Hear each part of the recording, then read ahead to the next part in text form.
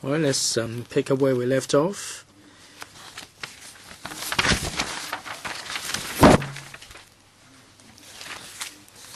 I'd like to welcome some new officials for this item. Basically, we're dealing with poverty alleviation. I'm wondering whether the officials have anything to add to question number 2 or any supplement. Madam Lee. Chairman, thank you. Thank you very much for the questions. On the question of poverty alleviation, I'd like to state the key priority. Now, one of the priorities is to encourage employment, to help people become self-reliant. And there is a keen demand for labor in the labor market. Between February and April, the seasonally adjusted jobless rate is 3.1%, the lowest for 16 years. This is equivalent to full employment. So from a poverty alleviation point of view, we'd like to put our emphasis on enhancing the employability of the grassroots people. We improve the job assistance scheme, the training and retraining work in order to assist the grassroots people to be placed in jobs, and that would enable them to derive steady income and to alleviate the tight labor situation. In paper 12 and 13, all these have been set out. This is just by way of a supplement.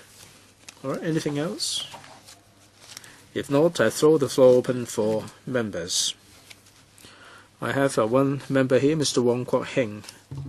No time limit because we have plenty of time, although I do not rule out any time limit as we go along.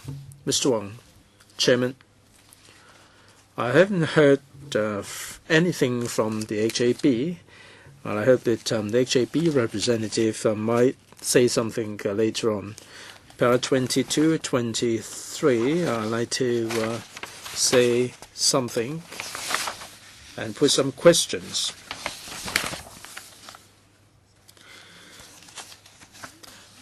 The LWB said that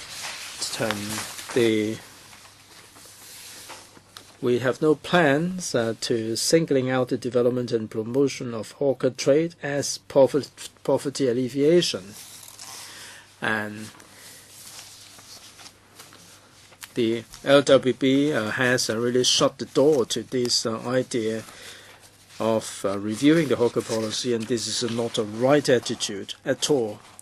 Madam Lee from the LWB said earlier on that we have full employment for more than a decade. The unemployment rate has been hovering around a pretty low level.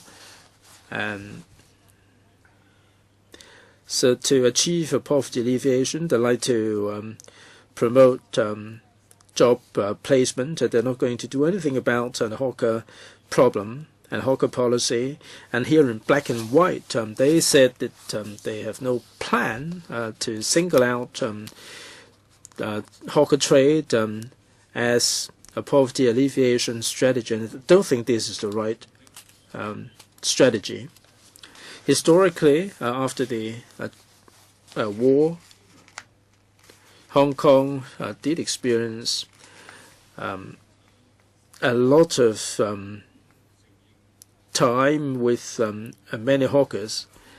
Whether the government admits to it or not, a hawker trade plays a significant role in reducing unemployment. During the post-war era, after the restoration of Hong Kong, there were many factories that were not up and running. A lot of people were thrown out of a job. These small-time hawker business gave people a means of survival, and a lot of the grassroots people were mired in poverty at the time. But these kind of activities did help people to stay afloat. I think that the LWB should have regard to this historical situation. They should come up with some data, some research findings, and allow this small-time hawker business to have the legitimate role that it should have. The LWB fails to have regard to this side of the equation. I find it very disappointing. We may have plenty of jobs around, but these small-time hawkers, these kind of small-time businesses would provide plenty of opportunities for those who fail to find regular jobs. Without hawker activities, I'm sure that the amount of money that will otherwise be spent on CSSA would be really enormous. So my question for the Bureau is whether they will change their attitude, whether they will change the policies, and reconsider these kind of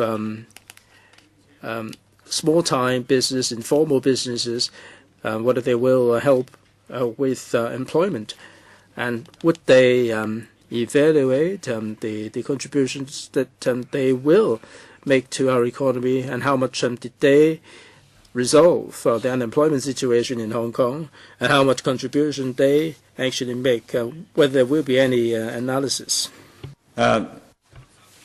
Instead of what we see now, just like the three monkeys, you just turn a blind eye to the situation. So that's the first question for the LWB. And the second question is about Para 22 of the paper. The Home Affairs Bureau is also very passive. Now on small-time hawking business and these are minor economic activities in Para 22, it reads the discussion of on possible involvement of social enterprises will be meaningful when the need for and the purpose of such areas are established and defined. Now we have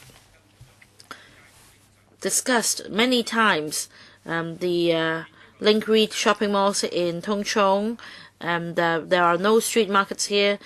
In Tin Shui Wai, this is an established community. It's difficult to change things, and yet there are no plans for hawking areas in new development areas.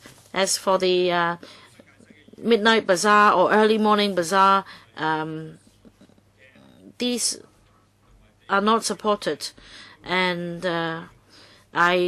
of course, I need to commend the district officers when I was a district councillor in the two NT districts for their help. So, is hawking business an essential element in the community, and should you review the policy concerned? Well, I want to clarify one thing before I allow the administration to answer first. This is the subcommittee on hawker policy. We have, you can ask whatever question you want. We have another batch of government officials here, but please relate your question to the topic. Ms. Wong, is it? Thank you, Mr. Wong, for your question. Oh, Ms. Lee. Thank you, Mr. Wong, for your question. We also understand that over the years, the hawking trade has helped many make a living. And I've also read the fact sheets prepared by the Secretariat in other jurisdictions. during economic downturns with high unemployment rate. The hawking trade really helped the economy. In para 23 of the para 13 of the paper,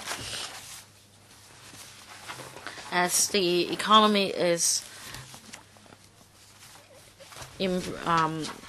continues to improve, our focus should be on improving the competitiveness and employability of the people, and of course for grassroots,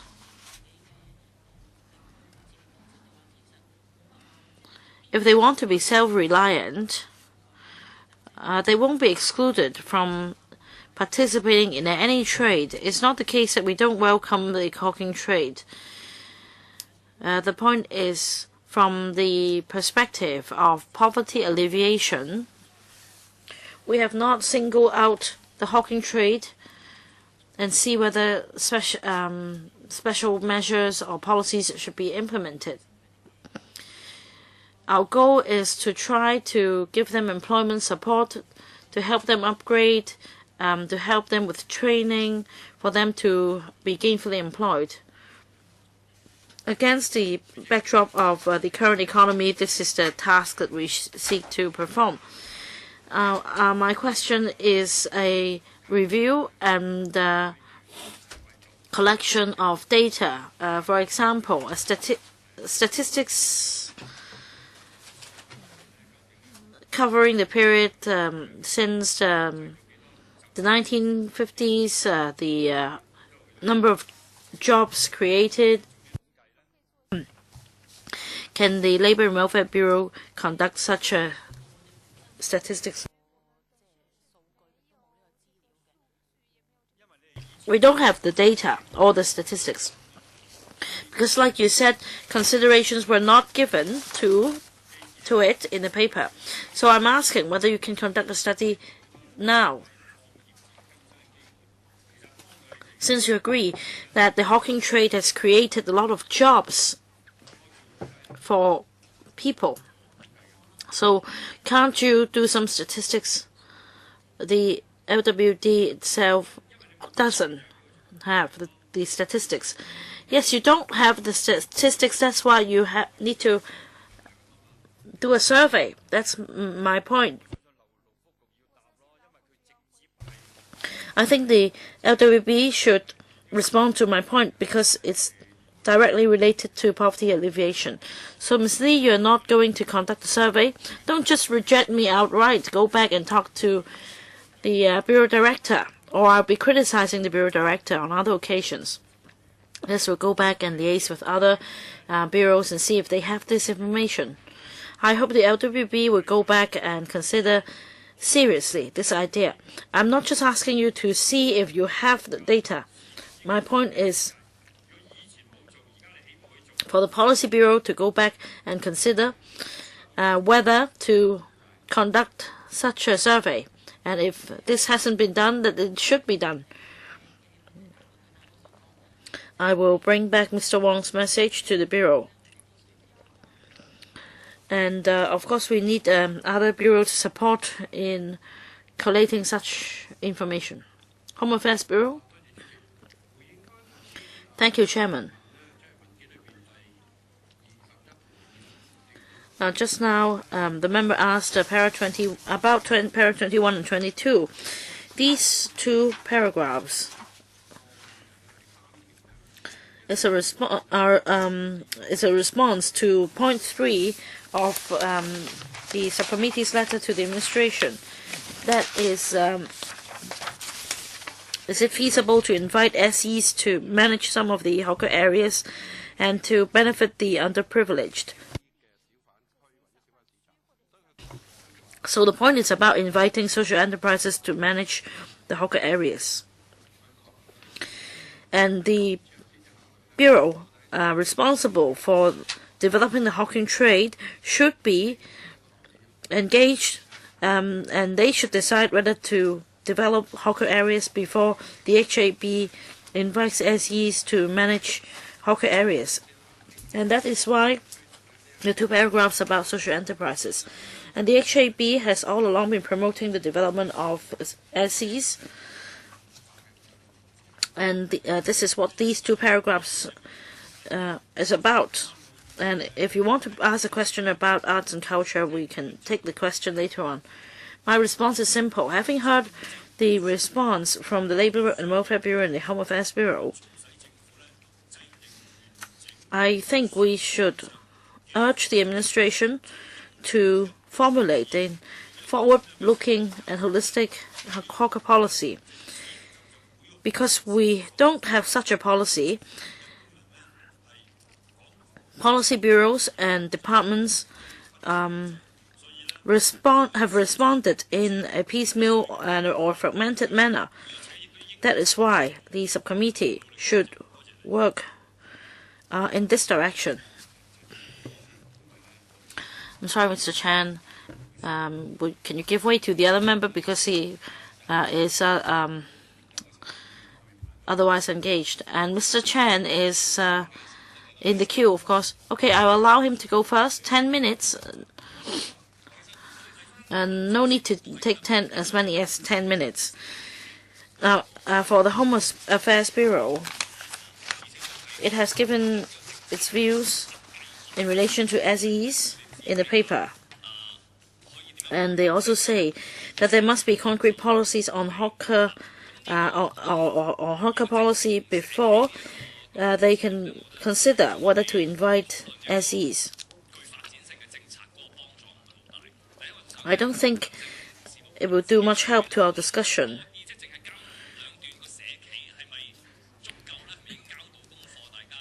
Is it sufficient to just give us 2 paragraphs about SEs, or should the HAB do more? Mr. Donald Zhang back then talked about developing local economies across all 18 districts, and each district may develop can promote economic activities unique to that district, and most of them mean hawking.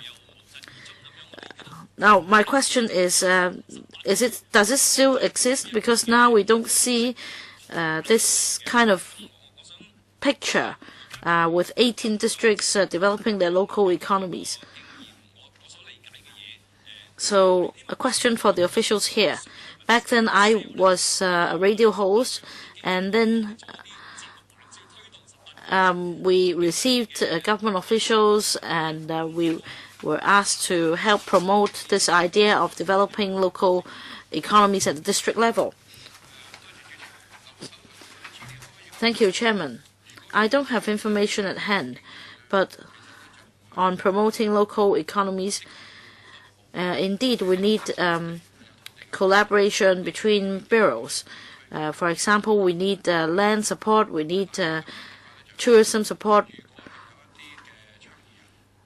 Let's say if a proponent, be it an organization or a district body, can identify suitable sites and suitable management personnel, the HAB is more than happy to help with liaison in the future. However, if some other bureaus may be involved, say if food business in Hong Kong requires a certain type of license, the HAB can help coordinate matters. And yet, when it comes to the use of land or licensing, the proponent will still have to contact the relevant policy bureaus. The HAB is responsible for coordinating the work among bureaus. And the HAB can help with management and operation of the business in the future. Now, I don't know if I'm putting it correctly. You need to have a proponent who comes up with this idea. let's say if we want to develop street markets in the long run, then will the HAB then takes up the idea and then visits 18 districts and take the bottom-up approach, as you're the most familiar, you are most familiar with the district affairs. So have you played this role and taken this initiative to consult the districts? Public markets, well, I'm talking about hawkers. Now, as I understand, hawkers is under the purview of the FHB or the FHD. And I understand that there have been requests from the districts in this matter, on this matter, but still, it's up to the relevant bureaus and departments to decide. And indeed, the Home Affairs Bureau could, under such circumstances, give some help. But there must, first of all, be a proponent. There must, first of all, be somebody making a request before we can work on it. So let's say if food establishment, hawkers, and public markets, etc., are needed, and licensing may be involved, facilities may be needed, and you need to get approval from the relevant bureaus. So it goes back to the same issue, that is, which is the, relatively speaking, leading bureau. Now, you're waiting for something to happen, but this will not happen because there is no policy. Maybe different districts have different ideas. You need to pose a question and then ask the respective districts. So on the hawker policy, coming back to the point, there is no leading bureau. We need somebody at the level of, say, the chief secretary to head an interdepartmental or inter-bureau group to give us to kickstart the work. Yes, in fact, that's what we discussed at the first meeting, and in fact, I was just reminded that we need somebody to actually make a move instead of passing the buck around. I hope the administration would note the problem. Mr. Chan, nothing to follow up. Next, Mr. Ban Chan. Thank you, Chairman. Now, from the administration said that the unemployment rate in recent years has been low, and yet we understand that we need the poverty alleviation as the Gini coefficient in recent years have been quite high. And I heard from local residents that hawking trade is a matter of livelihood. It's for hawkers to make a living, and at the same time, it offers cheaper commodities for the neighborhood. Rental for shop space is very high, and the shopping malls are getting bigger and bigger with fewer shop fronts in the streets, and only chain stores or franchise stores could rent a space in those large shopping malls.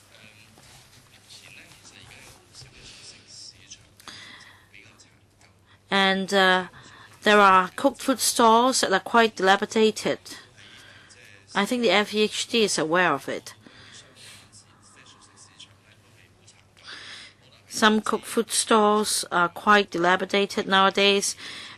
Some of them have been built since the 50s and 60s, and very few of them have been redeveloped. Now, if you redevelop the stores, the place will be nicer, and there will be more customers, and the stores won't have to be closed down.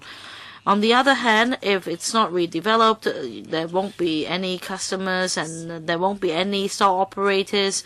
In the end, the whole store will be closed, or the whole center will be closed down. So on hawker policy, will the administration take the initiative to follow up on the issue of redeveloping cooked food stalls? For housing department in the past, for example, in Sha Kok Estate, the housing department took the initiative in redeveloping cooked food stalls, and as a result, the stalls have had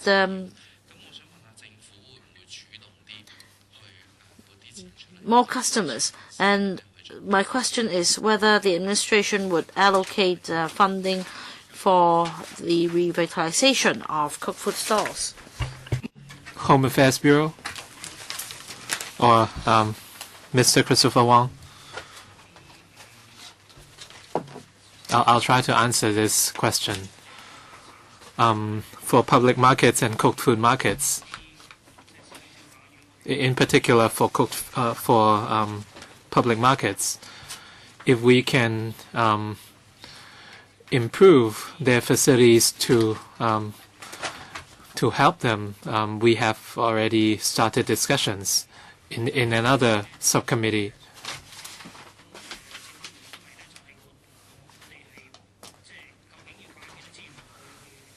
Our response is how much resources should we invest to improve these food stalls.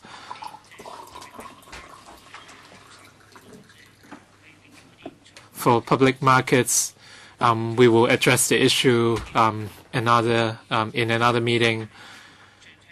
And for cooked food vendors,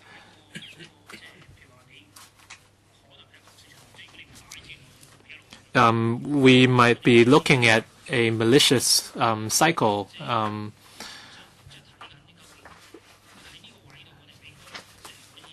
If we don't put in the resources, the situation might get worse. So we are looking at whether we should be more aggressive on this front.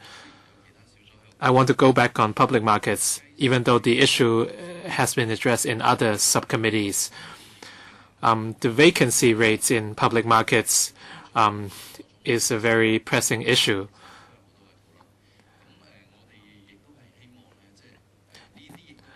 We have had discussions whether vacant stalls have to be allotted to operators of the same business nature. And we might need to enhance these stalls.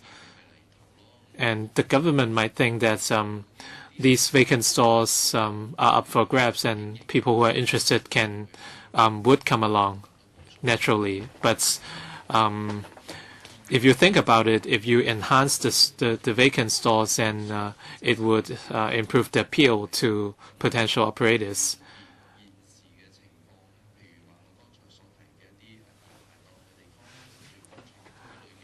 I talked about Dai Pai Dongs and cooked food stalls in industrial areas. I think these are areas we should look at, and we should consider some of the recommendations.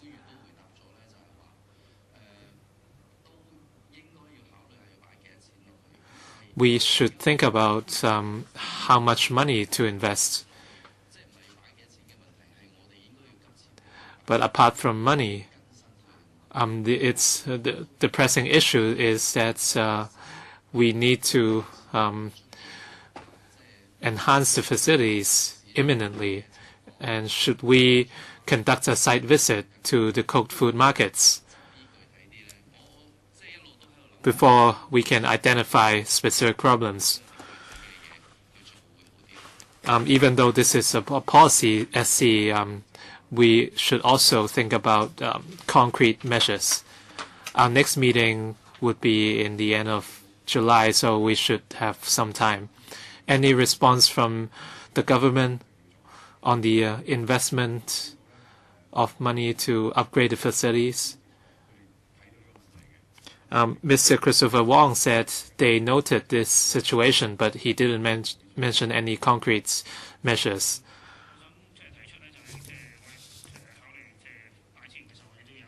Mr. Christopher Wong, we have set up priorities in terms of resource allocation, and we will also look at the situation of different cooked food markets. When we allocate our resources, we would see whether the cooked food market has a future. If money would not help such markets, then we might not do it. All in all, we have to address the priorities.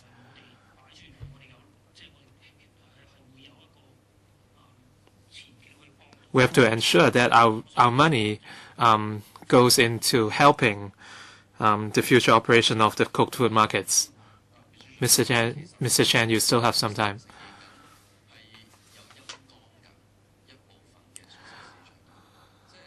Does the government admit that it is draining away the resources?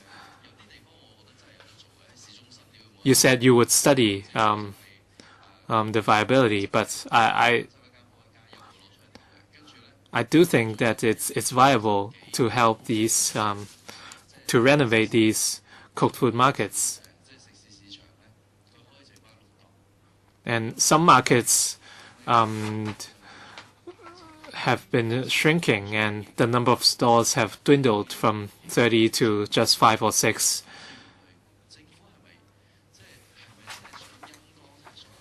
Does the government really want to drive out these cooked food operators? He won't admit it, but let's see what he says. I understand your point. Let's say for a specific cooked food market, it might reach a certain scale. Unless it meets a certain scale, it's not cost effective to invest into that market. And the vacated space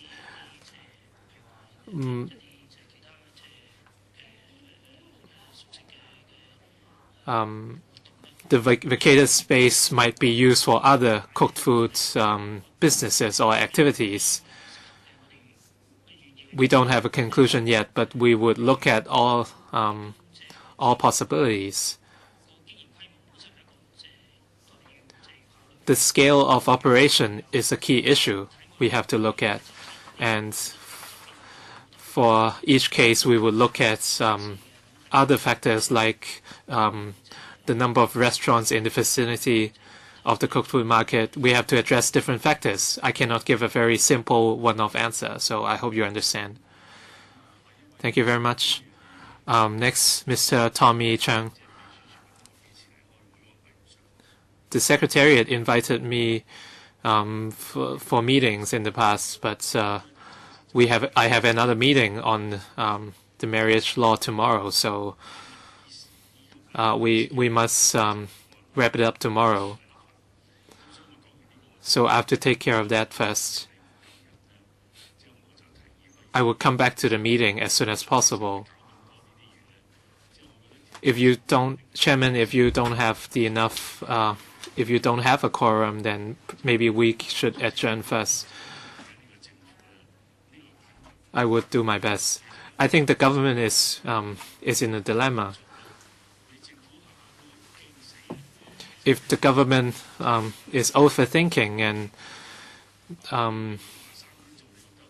if it's too cautious on business operations, they cannot do anything.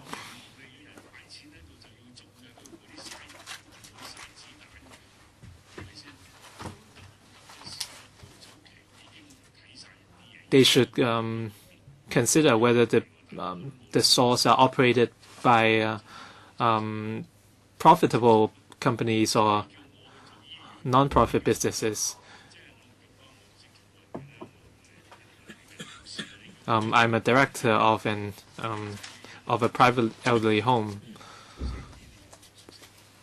I'm very familiar with operating food stalls, but I don't know how to operate an elderly care home. So the point is, you have to let the experts take care of business.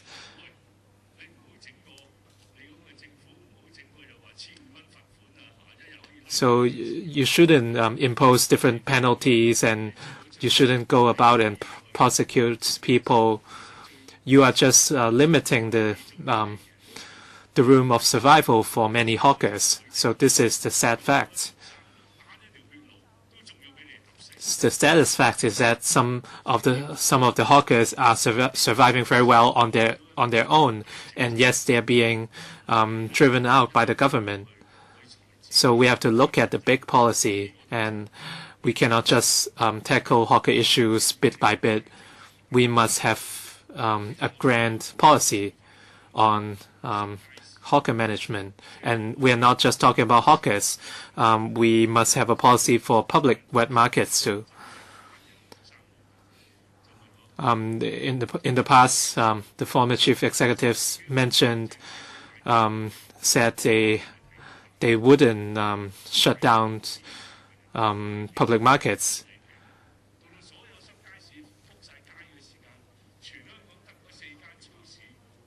If all the wet markets are driven out, then when the market is being dominated by supermarkets, then the prices of their commodities might go up. So why don't we nurture our wet markets? So we should look at it from a bigger scope. We shouldn't just look at hawkers, but we should also look at wet markets. The government should have a grand policy for wet markets. So years ago, for the market at public market at Fa Yun Street, we were really enraged. So we didn't want to see another wet market die. So you should address the operation of wet markets. Yes, we understand, but please mind your language. So that's it for the first session. I'm going to ask a question as well. So I agree with Mr. Tommy Chang's suggestion. During the filibustering, I understand that a lot of members cannot find time for this meeting. So I might adjourn the meeting earlier today and discuss with the Secretariat when we will have the next meeting.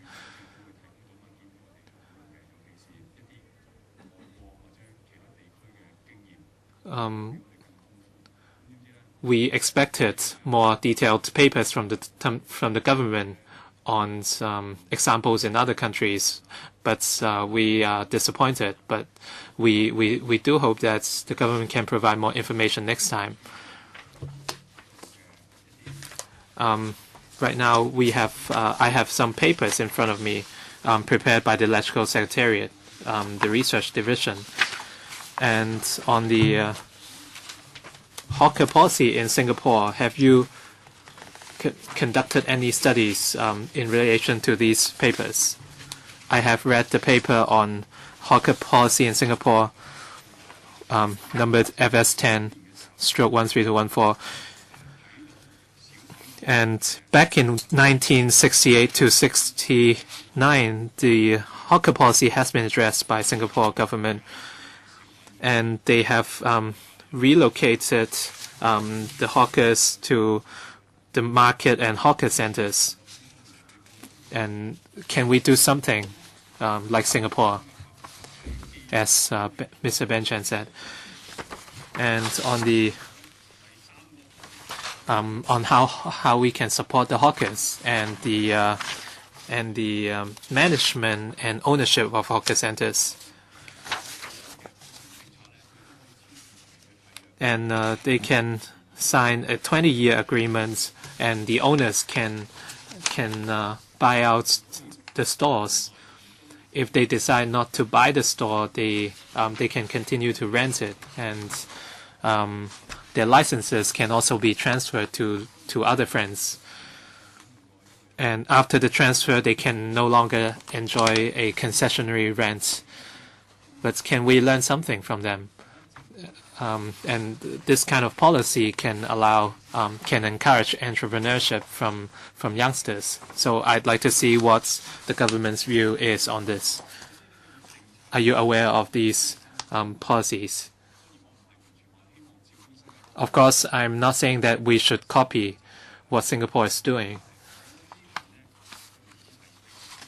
But this is a substantial paper which you can probably learn from. Can you, do you have any response on this? I cannot give an immediate answer because we have only just received these materials and we are still reading them.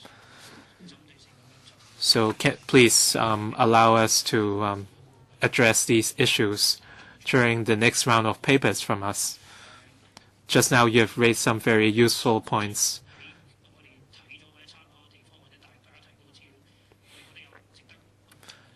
If we find anything we can learn from, we would certainly raise suggestions. And having read the papers very quickly, it really depends on the case really differs country by country. And whether these policies would apply to Hong Kong requires further consideration and screening. I understand your concerns. Perhaps Singapore is doing something we can learn from, so we would respond during the next meeting. So I hope you would consider these materials seriously. If we don't have other questions from members, I'd like to do a very quick wrap-up. A lot of issues mentioned today are based on what the government had done in the past. The papers mentioned measures to help and support hawkers. For example, the transfer of licenses. But I'm sure many members would agree that these measures cannot really help the members, the hawkers. So I hope you won't repeat yourself in your papers next time. And a few members today hoped, including Mr. Wu, he asked the government to look at the materials prepared by the Electoral Secretariat and see what Hong Kong can learn from and identify potential problems. And Mr. Christopher Wong invited suggestions from members, and Ms. Chen Yunhan proposed 10 points, and Mr. Ben Chen mentioned the Tung Chung night market. Will there be any proposals from the government? Will there be any proposals? And Mr. Wong Ko Heng on information of individual operators in the mainland. So I hope the government can do some research. And on the 15th of April, from April till now, the government should have enough time to prepare the materials. The next meeting will be around 20th of July. And that will be the final meeting of the subcommittee on hawker policy. And I hope you can prepare some materials next time because we would have a 2-month summer break. So, dates of the next meeting.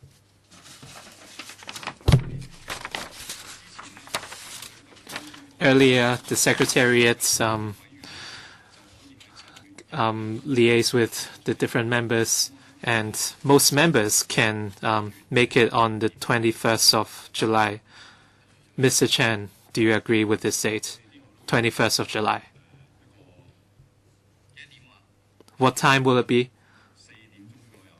It will be around 4:30 p.m. Can we start earlier? What do you suggest?